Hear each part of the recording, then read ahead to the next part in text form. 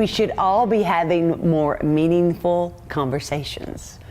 Dr. Nick joins us more with why. Okay, that doesn't sound like a gee whizzer, but what I really found fascinating about this is introverts have no longer what the rest of us haven't gotten. Right.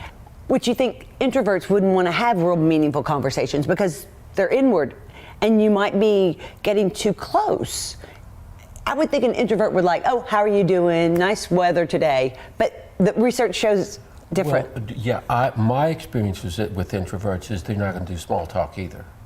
No, they hate small talk. Their brains don't work that way. They're not going to do much of anything. I have worked with an introvert that is a great example of 6 months later, our conversation started getting meaningful. And I mean meaningful. And it feels like it's this loyalty that we've got to each other forever and ever. But it took a while to get there. I see. But that's not, I mean, that's the introvert. But they also said, like, even at a party. Yeah.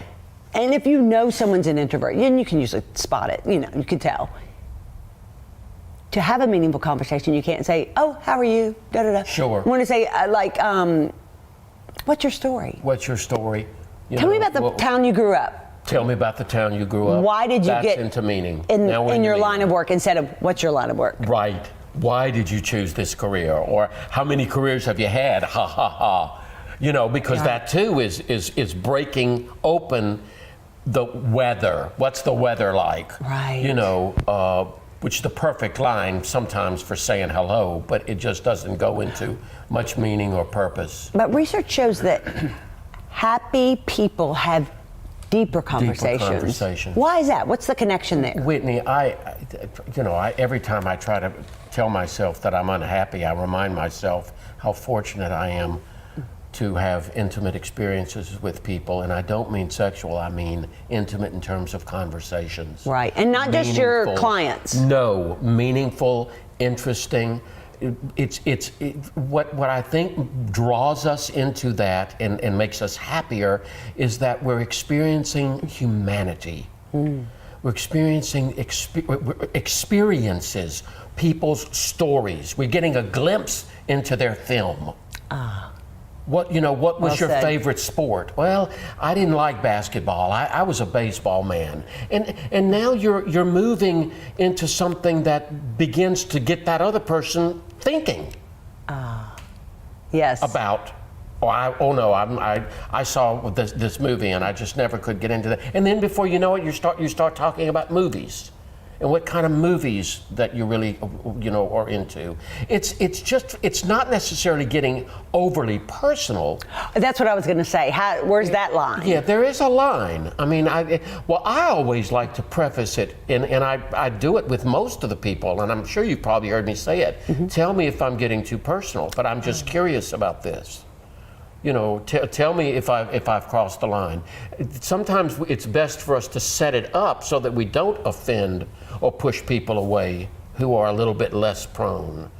But I know that, like, even when our family gets together, and again, we're honest with each other. You all are a big, loud family. and we have a great time together, but I have to really push us to get into some kind of a spiritual, meaningful conversation. How are you doing? How is life going? We're not just here to have fun, but what was your year like? Was it hard? What were some of your struggles? Why would a family not want to do that? But there is resistance. Mm-hmm. There is resistance to saying, well, this was a tough year, or I had some struggles. And I don't mean it has to always be negative. It just needs to be meaningful. Or these are the great things that happened to me this year.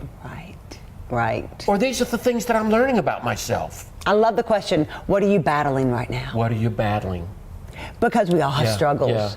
Yeah. And in a conversation, even if it's someone you don't know very well, there's a lot of insight to glean, and maybe how they're overcoming a struggle can help you. Yes, and that kind of makes me think of, again, what the best kind of conversations are obviously when we are expressing what we're going through or how we're behaving. Like you said, maybe battles. I was just thinking of another question that would be great. Who is it that I've been unkind to, and why? You mean ask someone that? Sure. No, I'm thinking myself. Oh, internally. As we're chatting, But if I start asking myself, sometimes I ask myself, who is it that I'm unkind to and why? You know what happens? You probably start thinking about who you've been unkind to. Oh, right.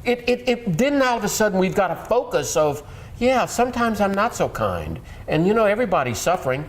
Yes. Everybody's suffering, or, why is it that I seem to be more judgmental? I catch myself sometimes, realizing that I got a little of the misogyny in me. I'm aware of it, and that's where I think conversations can be so meaningful. Women have just as much right to get angry or as men. Certainly. And you're right. When you spot it,